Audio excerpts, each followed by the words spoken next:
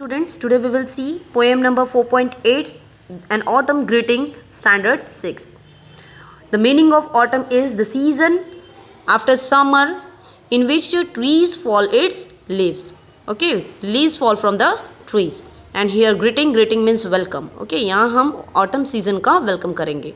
तो देखते हैं कि welcome किस तरीके से करते हैं. यहाँ wind जो है ये पत्तों से बातें कर रही है क्योंकि पतझड़ का मौसम है, ऑटम का सीजन है, तो पत्ते गिरते हैं, है ना. Leaves fall from the trees and the wind is talking to the trees. So let's see the poem. Come little leaves, said the wind one day, come over the meadow with me and play. Put on your dresses of red and gold. Summer is gone and the days grow cold. In the first stanza, wind is talking to the leaves. Come little leaves, छोटी छोटी पत्तियाँ नीचे आओ.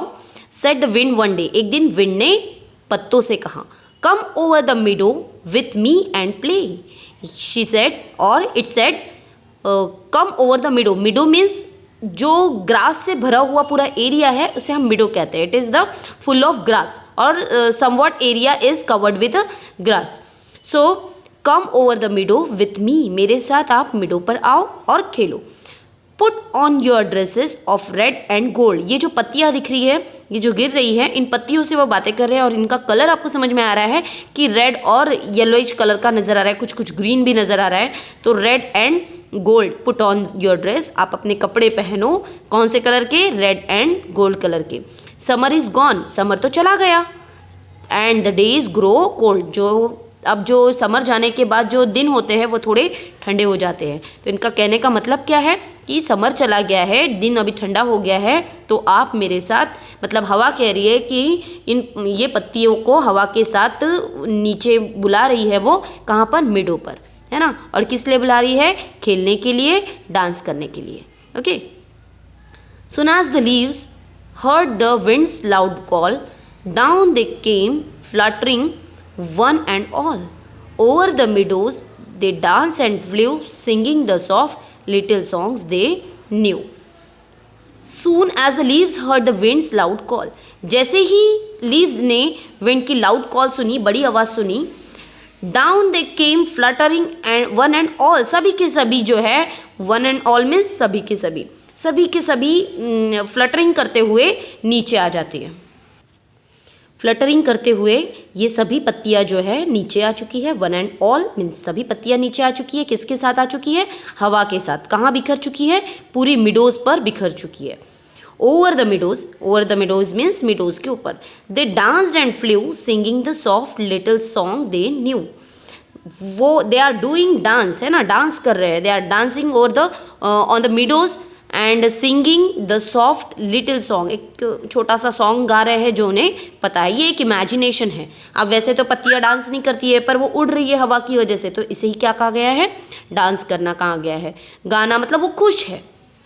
Dancing and flying the little leaves went. अब क्या होती है? नाचते नाचते, उड़ते उड़ते, दिस लिटिल लीव्स वेंट, चली जाती है. Winter had called them. अब इन्हें ये जा क्यों रही है? क्योंकि विंटर आने वाला है ना. समर के बाद विंटर आता है, तो विंटर हैड कॉल्ड मीन्स बुलाया गया है. विंटर ने उन्हें बुलाया है. Winter had called them and they were content. और वो जो है वो खुश है. कंटेंट मतलब हमारे पास जो भी चीज़ है उससे हम समाधान हो जाते हैं, खुश हो जाते हैं, तो उसे कंटेंट कहा जाता है. और अब वो खुश है. सून फास्ट एजलिप. अब ये जल्दी ही सो जाने वाली है. अब सोने का मतलब क्या है? देखो. In their earthy beds the snow laid a soft mantle over their head. क्या होने वाला है? ये उड़ने वाली है और बाजू में जो मड का अर्दन बेड मतलब चीखल से भरा हुआ जो भी है, क्योंकि पानी गिरने के बाद थोड़ा चीखल जैसा एरिया हो जाता है ना, तो उस एरिया में जाकर पूरा मड का एरिया जो है उसमें वो फंस जाने वाली है. A snow laid a soft mantle. इनके ऊपर स्नो की एक पतली सी लेयर आने वाली है. ओवर देयर हेड्स मीन्स वो जो पत्ते गिरे हैं उनके ऊपर पूरी स्नो की एक लेयर बनने वाली है. इसका मतलब क्या है? वो आप पूरी तरीके से सो जाने वाले हैं.